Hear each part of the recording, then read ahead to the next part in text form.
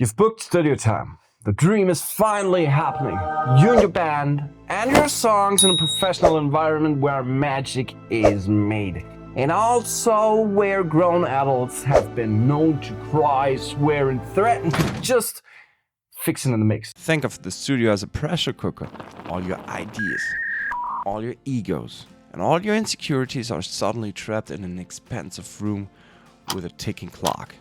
It's the place where tight-knit bands get tighter or fall apart over a single hi-hat hit. And trust me, the stories engineers could tell would make Spinal Tap look like a bad time story. To make sure you don't fall into those traps, I'm giving you 5 ways to make sure the studio experience goes smoothly, or at least doesn't end with your producer faking their own death.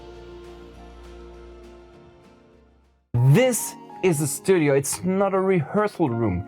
If you show up still learning your parts, or worse, writing them on the spot, congratulations, you've set the money on fire. If you can't play your songs perfectly in the rehearsal space, you're not going to magically nail it with the click track in your headphones and a big red rec sign staring down at you. So prepare yourself. You know what recording makes harder? A crowd of bored friends, girlfriends, boyfriends, and random dudes who used to be in the band too, man.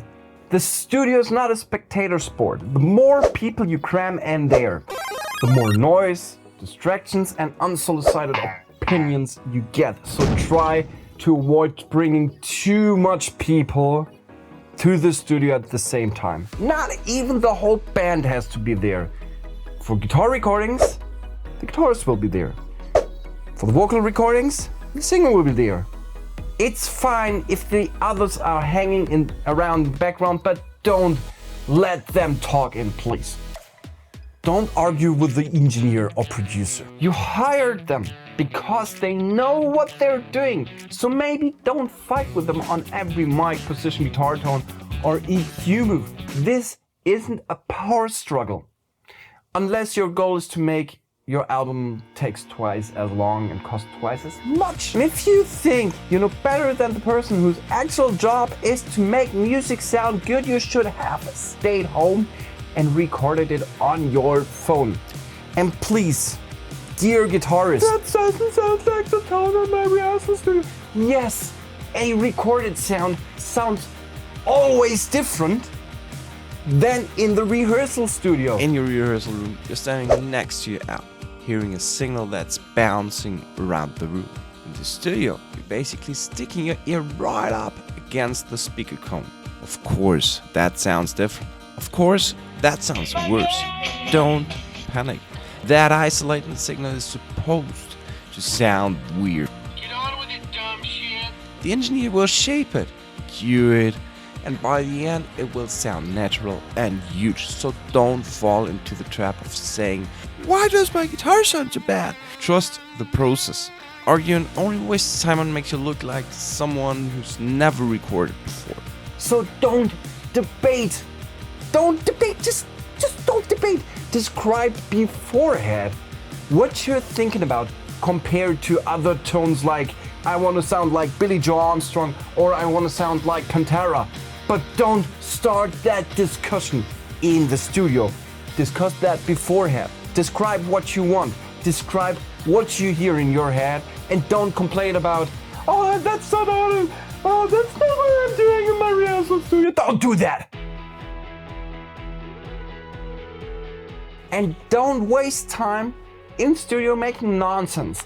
Every minute in the studio costs money, so maybe don't spend it scrolling Instagram, ordering a quick round of takeout, or having a deep live discussions about whether pineapple belongs on pizza.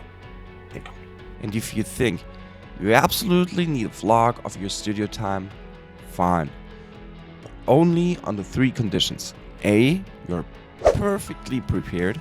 B, you have a dedicated videographer who actually knows what they're doing. And C, you've cleared it with the studio beforehand. Most engineers hate distractions, and a lot of them aren't exactly the most socially adaptable creatures to begin with. So remember your funny behind the scenes reel might get 87 views only, but your engineer's hatred for that lasts for a lifetime. All those little delays add up and suddenly you've blown an hour debating pedalboard layouts while the clock is happily eating out your budget. And in the end, there's the singer who always complains that he has no time anymore and he has so much pressure, blah, blah, blah, blah, blah, blah, blah, blah.